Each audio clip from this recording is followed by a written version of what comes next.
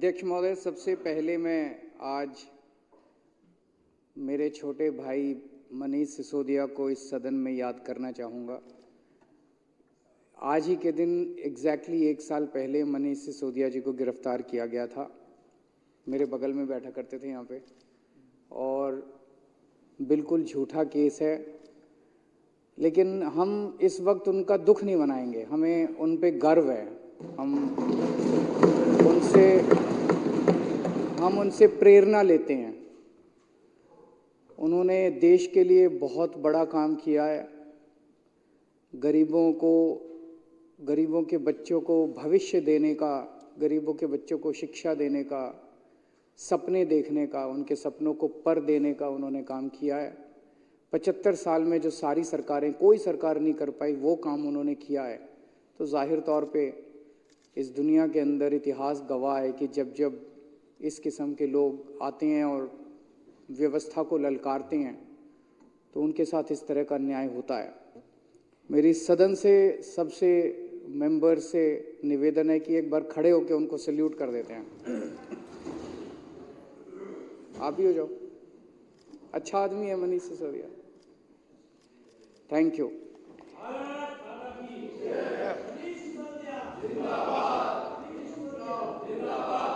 आज हम लोग इस पे चर्चा कर रहे हैं, एलजी साहब के अभिभाषण पे धन्यवाद प्रस्ताव पे चर्चा कर रहे हैं। हमारी आपस में मतभेद हो सकते हैं, पक्ष के विपक्ष के, लेकिन सदन जनतंत्र का मंदिर माना जाता है, इसकी मर्यादा बनाए रखना जरूरी है। आज तक कभी ऐसा नहीं हुआ, लेकिन इस बार और पिछली बार ऐसा हुआ कि एलजी के भाषण के दौरान विपक्ष के सदस्यों ने काफी नारेबाजी और विघन डाला। सुनना तो चाहिए, सुन तो लो। सुन के आपको भी अब मौका मिला, आपने बोला, अपनी बात रखी। उस टाइम अभिभाषण में ही अगर विघन डालते हैं तो वो फिर राजनीति नजर आती है, वो अच्छी बात नहीं है, वो मर्यादा तोड़ने की बात हो जाती है। तो मैं इसकी निंदा करता हूं और उम्मीद करता हूं कि मेरे साथी जो हैं विपक्ष के, वो भविष्य के अंदर इस तरह की हरकत नहीं करेंगे। एलजी साहब ने दिल्ली सरकार के कामों का उल्लेख किया। दिल्ली सरकार आज जो काम कर रही है वो ऐतिहासिक काम है। 75 साल में जो ये सारी सरकारें, मैं किसी पर्टिकुलर पार्टी की बात नहीं कर रहा, सारी, हम तो नई पार्टी हैं, हमारे पहले सारी पार्टियों की सरकारें बनी, किसी की इस राज्य में बनी, किसी की उस राज्य में बनी, किसी की यहाँ बनी, किसी की वहाँ बनी, किसी की केंद्र में बनी। जो काम आज दिल्ली के अंदर हो रहा है वो 75 साल के अंदर नहीं हुआ, और अगर 75 साल में हो गया होता तो हमें पार्टी बनाने की जरूरत नहीं पड़ती, हमें कोई शौक नहीं था राजनीति के अंदर आने का। आज दिल्ली मॉडल की चर्चा पूरे देश के अंदर है। किसी कोने में चले जाओ, गांव के अंदर किसी कोने में चले जाओ। अभी थोड़े दिन पहले कोई आया था, एक बहुत बड़ा नेता, वो बता रहा था बिहार के गांव में आप चले जाओ, वहां भी कहते हैं यार स्कूल तो हमें दिल्ली वाले चाहिए, स्कूल तो हमें दिल्ली जैसे चाहिए। पूरे देश के अंदर आज चर्चा हो रही है। तो आज दिल्ली मॉडल, बिजली ठीक कर दी, पानी ठीक कर रहे हैं, पानी में भी काफ़ी काम करना बाकी है। दिल्ली बिजली ठीक कर दी, स्कूल ठीक कर दिए, अस्पताल ठीक कर दिए, मोहल्ला क्लिनिक बना दिए, सड़कें ठीक कर रहे हैं, सड़कें सीवर ठीक कर रहे हैं। बहुत सारे काम आज दिल्ली के अंदर हो रहे हैं। ऐसे काम हो रहे हैं जो एक सशक्त राष्ट्र की बुनियाद रखने के लिए बहुत ज़रूरी हैं, जो कि 1950-1960 में हो जाने चाहिए थे। हर बच्चे को अच्छी शिक्षा मिल जानी चाहिए थी, हर व्यक्ति के लिए अच्छे इलाज का इंतजाम हो जाना चाहिए था। वो काम आज हो रहे हैं। आज दिल्ली मॉडल, आम आदमी पार्टी का दिल्ली मॉडल आज पूरे देश को एक दिशा दिखा रहा है। और ये मैं केवल कहने के लिए नहीं कह रहा, मैं 3 सेक्टर्स का जिक्र करूंगा, एजुकेशन, हेल्थ और इलेक्ट्रिसिटी। कई सारे जिक्र किए जा सकते हैं, ये 3 सेक्टर्स का मैं जिक्र करूंगा कि किस तरह से इन 3 सेक्टर्स में दिल्ली में जो काम हुए हैं उससे पूरे देश का कैसे उद्धार हो सकता है, पूरे देश का उस मॉडल से कैसे विकास हो सकता है। शिक्षा के क्षेत्र में आते हैं पहले। आज मनीष सिसोदिया जी को हम याद कर रहे हैं। शिक्षा के क्षेत्र के अंदर पूरे देश में, ये कहने की बात नहीं है, तर्क कुतर्क तो चलते ही रहते हैं। अभी जो आप बात कर रहे थे वो तो कुतर्क है। मतलब किसी भी क्लासरूम के अंदर घुस के कैमरा लेके, अरे अरे देखो ये मिट्टी, देखो देखो देखो, लेकिन मोटे मोटे तौर पे आज सारे मानते हैं भाई अच्छा काम हो गया शिक्षा के अंदर, कि शिक्षा में अच्छा काम हुआ है। जिस तरह से जितना इन्वेस्टमेंट हमने शिक्षा में किया है, सरकारी स्कूल बहुत सारे अच्छे बन गए, बहुत शानदार सरकारी स्कूल बन गए। सबसे बड़ा इसका प्रमाण ये है कि 4 से 5 लाख बच्चों ने प्राइवेट स्कूल से नाम कटा के सरकारी स्कूल में भर्ती हुए हैं। ये कोई छोटी बात नहीं है, बहुत बड़ी बात है कि लोग अपने बच्चों को बड़े बड़े प्राइवेट स्कूलों से निकाल के सरकारी स्कूलों के अंदर भर्ती करा रहे हैं। ये बहुत बड़ी बात है।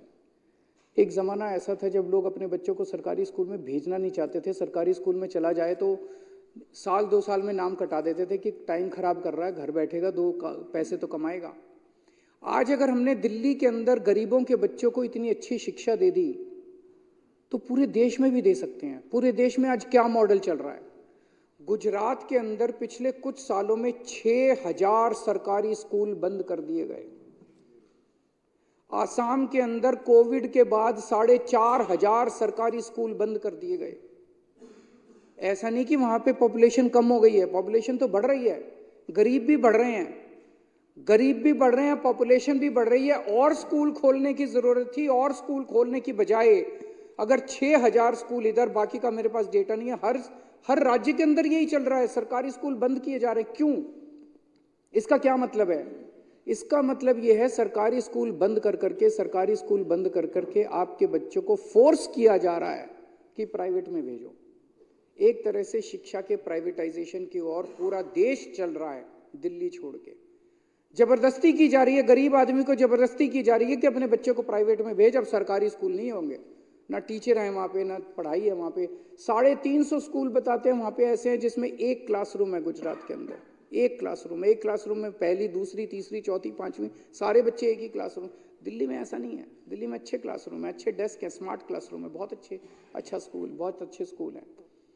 तो आज ऐसी हालत है, एक तरह से पूरा देश के अंदर मॉडल अब ये है कि प्राइवेटाइजेशन के दौर की तरफ धकेला जा रहा है। बच्चों को फोर्स किया जा रहा है, गरीबों को फोर्स किया जा रहा है कि अपने बच्चों को सरकारी स्कूल अब बंद करेंगे, बच्चों को प्राइवेट स्कूल में भेजो। ऐसे में दिल्ली एक उदाहरण है, दिल्ली एक मॉडल दिखाती है। अध्यक्ष महोदय, मैंने कैलकुलेशन करी है, हमने दिल्ली में जितने शानदार स्कूल बनाए, देश में 10 लाख सरकारी स्कूल हैं जिनमें 17 करोड़ बच्चे पढ़ते हैं। 5 लाख करोड़ रुपए के अंदर देश के सारे सरकारी स्कूल शानदार बनाए जा सकते हैं। मात्र 5 लाख करोड़ के अंदर। 5 लाख करोड़ रुपए केंद्र सरकार के लिए कुछ नहीं होते। 2 साल, 3 साल, 4 साल, 5 साल, मान लो 1-1 लाख करोड़ रुपए भी हर साल खर्च करोगे तो 5 साल के अंदर 1-1 लाख करोड़, और आधा अगर आप कह दो भाई राज्य सरकार देगी, आधा हम देंगे, तो 2.5 लाख करोड़ रुपए लगेंगे केंद्र सरकार के। 5 लाख, मात्र 5 लाख करोड़ रुपए के अंदर में हम इस देश के हर बच्चे को, 17 करोड़ बच्चों को हम अच्छी शिक्षा दे सकते हैं, उनको अच्छा भविष्य दे सकते हैं। और 5 साल में अगर हमने अपने बच्चों को अच्छी शिक्षा दे दी, इस देश से गरीबी दूर हो जाएगी। गरीबी को दूर करने का, इस देश से गरीबी खत्म करने का मैं एक रामबाण तरीका दे रहा हूं। भाषण देने तो बहुत आसान है, गरीबी हटाओ फलाना, इस पार्टी ने भी बहुत भाषण दिए, उस पार्टी ने भी बहुत भाषण दिए, गरीबी दूर करने की इच्छा किसी की नहीं है। आज मैं आपको इस सदन के माध्यम से पूरे देश को एक मॉडल दे रहा हूं कि जो स्कूल हमने सरकारी स्कूल दिल्ली में बनाए, इतने अच्छे शानदार, प्राइवेट स्कूलों से भी अच्छे, बड़े बड़े नामी गिरामी प्राइवेट स्कूलों से भी अच्छे, स्विमिंग पूल वाले, लिफ्टों वाले और स्मार्ट बोर्ड वाले क्लासरूम जो हमने बनाए, मात्र 5 लाख करोड़ रुपए के अंदर गांव-गांव के अंदर शानदार सरकारी स्कूल बनाए जा सकते हैं। दूसरी चीज पे आते हैं, हेल्थ पे।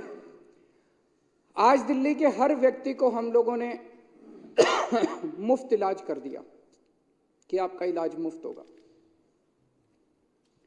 चाहे अमीर हो चाहे गरीब हो। सरकारी अस्पताल अच्छे कर दिए, जगह जगह मोहल्ला क्लिनिक खोल दिए। मुझे ये बात कहते हुए बड़ा दुख है कि इनकी पार्टी ने उन अस्पतालों का बेड़ा गर्क करने में कोई कसर नहीं छोड़ी पिछले 2 साल के अंदर। पिछले 2 साल में जिस तरह से एलजी साहब ने अधिकारियों के माध्यम से दवाइयां बंद कर दी, टेस्ट बंद, लड़ के मैंने उसको दोबारा चालू कराया, लड़ के दोबारा। ये अच्छी बात नहीं है, ये अच्छी बात नहीं है। शिक्षा जिस आदमी ने ठीक करी उसको पकड़ के जेल में डाल दिया, हेल्थ जिसने ठीक करी उसको पकड़ के जेल में डाल दिया। फिर भी जब अस्पताल चल रहे थे तो उनकी पकड़ के डॉक्टरों की भर्ती। जो खिड़की के ऊपर आदमी बैठता है, एमटीएस कहते हैं, डेटा एंट्री ऑपरेटर कहते हैं, डेटा एंट्री ऑपरेटर एक दिन ऑर्डर पास करके सारी दिल्ली के सरकारी अस्पतालों की डेटा एंट्री ऑपरेटर हटा दिए। एक दिन तो ऐसा आया जिस दिन खिड़की पे कोई नहीं बैठा था, दवाइयों की खिड़की पे कोई नहीं, रजिस्ट्रेशन की खिड़की पे कोई, क्या है।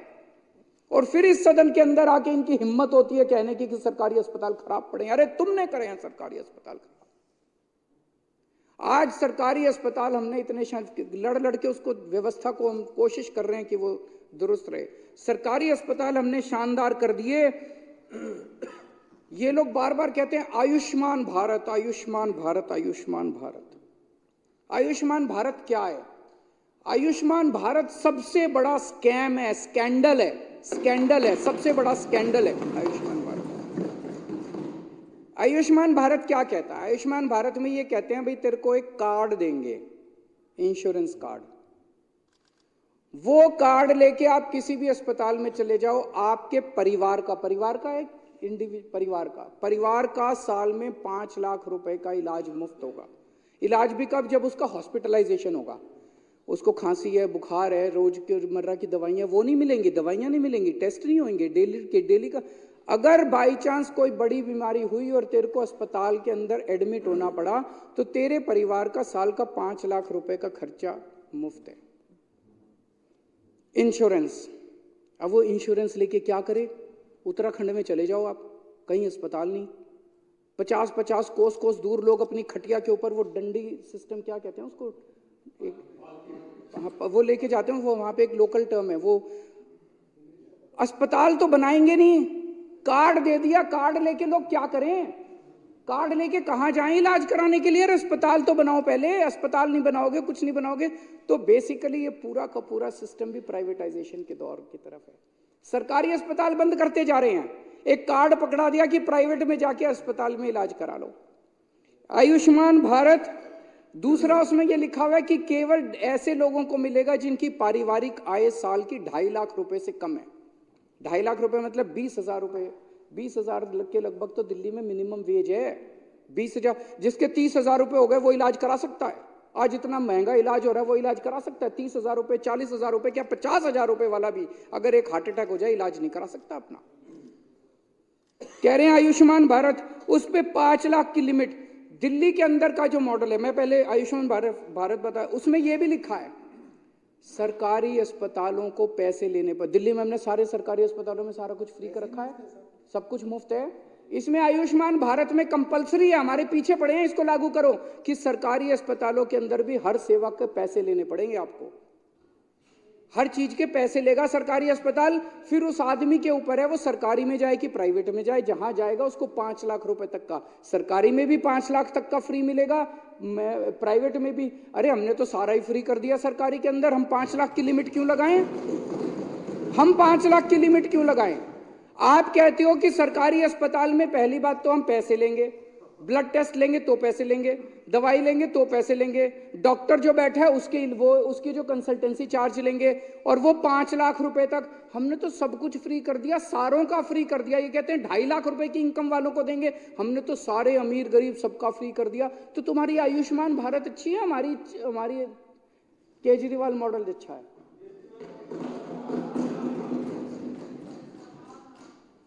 अच्छा एक चीज बताओ, अगर इनकी आयुष्मान भारत अच्छी है, जीटीबी अस्पताल में अभी चले जाओ, बॉर्डर पे है दिल्ली और गाजियाबाद के बॉर्डर, जीटीबी अस्पताल में 80% पेशेंट यूपी के आ रहे हैं। यूपी के अंदर तो आयुष्मान भारत लागू है पिछले 4 साल से, फिर यूपी वाले इधर क्यों आ रहे हैं इलाज कराने के लिए? यूपी के अंदर आयुष्मान भारत क्यों नहीं चल रहा? इधर गुड़गांव की तरफ चले जाओ, उधर चले जाओ, उधर फरीदाबाद की तरफ से सारे हरियाणा वाले इधर आ रहे हैं दिल्ली इलाज कराने के लिए, और वो प्राइवेट में नहीं आ रहे, सरकारी में आ रहे हैं, क्योंकि सरकारी में 5 लाख की लिमिट नहीं है, जितना मर्जी इलाज करा लो। अरे पूरे देश का बोझ उठा रखा आज दिल्ली वालों ने, दिल्ली के लोगों ने। ये बेचारे नजफगढ़ के अंदर पूरे हरियाणा के लोग हैं भैया, सारे हरियाणा के लोग नजफगढ़ के अंदर हरियाणा वाले। अरे आयुष्मान भारत लागू है, वो इधर क्यों आ रहे हैं फिर इलाज कराने के लिए? और इतना भ्रष्टाचार है अध्यक्ष महोदय, इतना भ्रष्टाचार है। ये सीएजी की रिपोर्ट है, सीएजी ने आयुष्मान भारत का सितंबर 2018 से 2021 तक का उन्होंने जांच करी। 964 अस्पतालों की जांच करी, 161 जिले, 28 स्टेट्स एंड यूनियन टेरिटरीज। उसमें उन्होंने पाया 2 लाख से ज्यादा ऐसे लोग थे जिनका date of discharge date of surgery के पहले था। मतलब वो अस्पताल से डिस्चार्ज हो गया, सर्जरी बाद में हुई है। अस्पताल से डिस्चार्ज हो गया, सर्जरी बाद में हुई है, तो फेक केस थे। 46,000 केस ऐसे निकले जिसमें डिस्चार्ज की डेट एडमिशन की डेट से पहले थी। मतलब आदमी डिस्चार्ज पहले हो गया, एडमिशन बाद में हुआ। 2 लाख से ज्यादा केस ऐसे निकले जो मरे हुए लोगों के थे। ढेरों केस ऐसे निकले जो एडल्ट्स के थे और उनको पीडियाट्रिशियन ने इलाज कर रखा था। बच्चों के डॉक्टर से इलाज करा रखा था एडल्ट्स ने। 9 लाख केस ऐसे निकले जिसमें एक ही फोन नंबर था, 9999999999। ये फोन नंबर 9 लाख लोगों का निकला। इस तरह के बहुत घपले निकले। ये मैं नहीं कह रहा, ये आयुष्मान भारत कह रही है। ये इनका मॉडल है और हमारा मॉडल है। हमने शानदार अस्पताल बनाए, सरकारी अस्पतालों का बुरा हाल था, हमने शानदार अस्पताल बनाए। हमने ये भी, जो अब आप माननीय ओपोजिशन लीडर ने अभी बोला कि अल्ट्रासाउंड की या किसी की 2025 की डेट मिल रही है, हम फरिश्ते स्कीम लेके आए हैं। हम एक और डार्क स्कीम लेके आए हैं जिसके अंदर ये है कि अगर आपको किसी भी टेस्ट की 1 महीने से बाद की, टेस्ट की 2 दिन से ज्यादा, ऑपरेशन की 1 महीने से ज्यादा डेट मिलती है तो प्राइवेट से इलाज करा लो, उसका खर्चा हम देंगे। आपके एलजी साहब ने इस स्कीम को भी रोक दिया। आपके एलजी साहब ने इस स्कीम की भी पेमेंट नहीं होने दी। जाके रो एलजी निवास में, राजनिवास के अंदर जाके रो कि वो क्या कर रहे हैं। दिल्ली के लोगों को दुखी कर रखा है उन्होंने, और आप ही लोग करा रहे हो। ये गंदी राजनीति कर रहे हो, ऐसे मत करो, ये ठीक बात नहीं है। पाप चढ़ेगा आप लोगों को। ऊपर वाला देख रहा है, ऊपर वाले से डरो।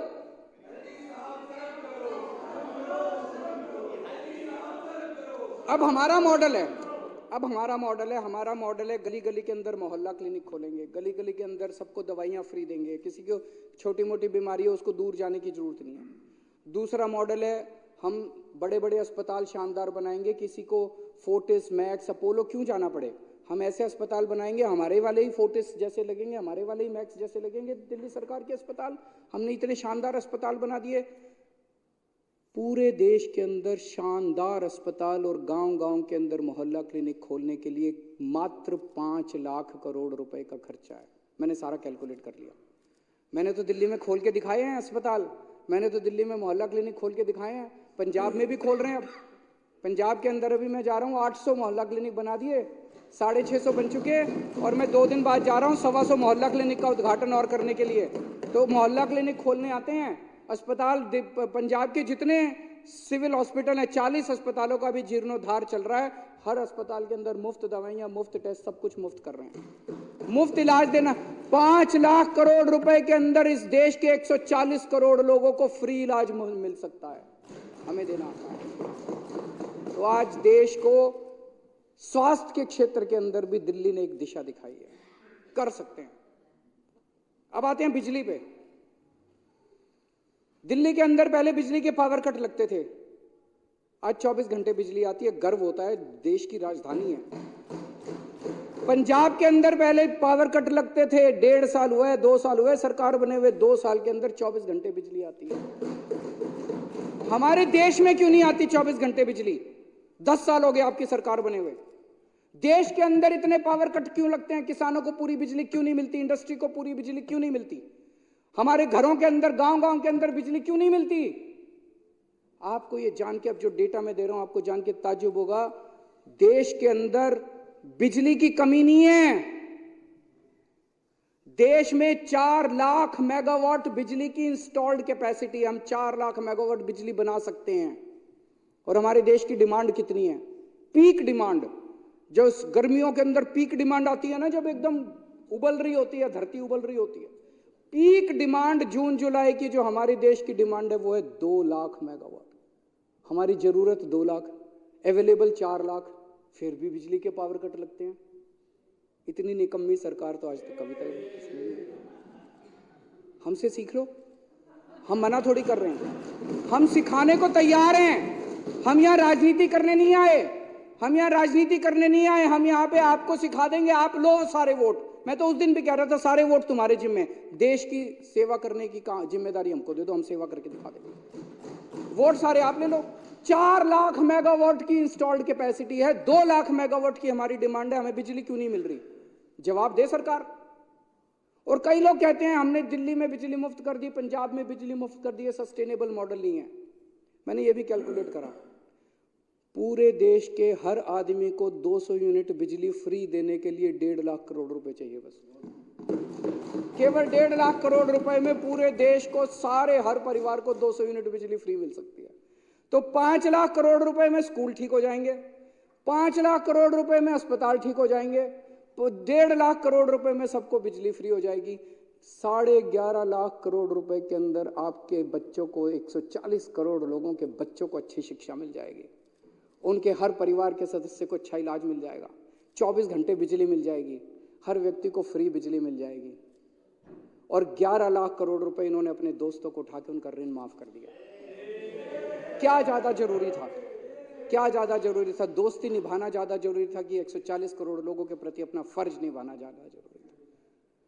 अभी और भी बहुत सारे सेक्टर्स हैं। आज पंजाब के अंदर हमारी सरकार, भगवंत मान सरकार, जो खेती के क्षेत्र में कर रही है, गांव-गांव, घर घर के अंदर उन्होंने खेती का पानी पहुंचा दिया।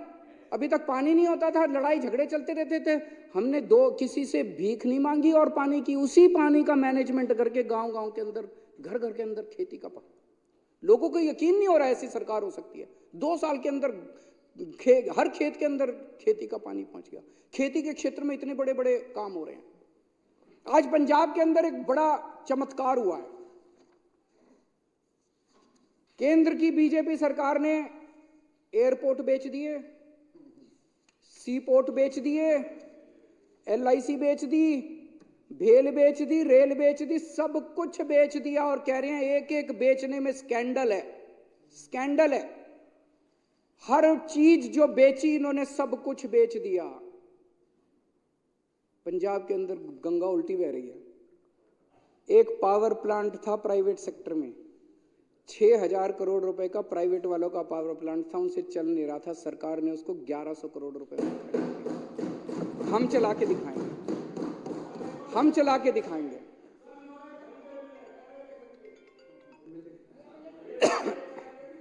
तो आज पूरे देश को एक तरह से आम आदमी पार्टी का जो दिल्ली और पंजाब का मॉडल है वो दिशा दे रहा है। ये बहुत अच्छी बात है। दुख बस इस बात का है कि हमारे कामों को रोकने की पूरी कोशिश की जा रही है। हमने तो कभी किसी से दुश्मनी की नहीं है, हम तो हाथ जोड़ के चलते हैं। हमें क्या लेना देना, राजनीति करनी हमें आती नहीं है। तो हमारा यही है, हमें भी काम करने दो, आप भी काम करो, आपको हम सिखाएंगे, आप सारे वोट आप लो, हमसे काम सीखो, आप करो काम, हमें कोई दिक्कत नहीं है। ये वाली पार्टी भी हमसे सीख ले, वो वाली पार्टी भी हमसे सीख ले, हमें कोई। तो मैं धन्यवाद प्रस्ताव का समर्थन करता हूँ।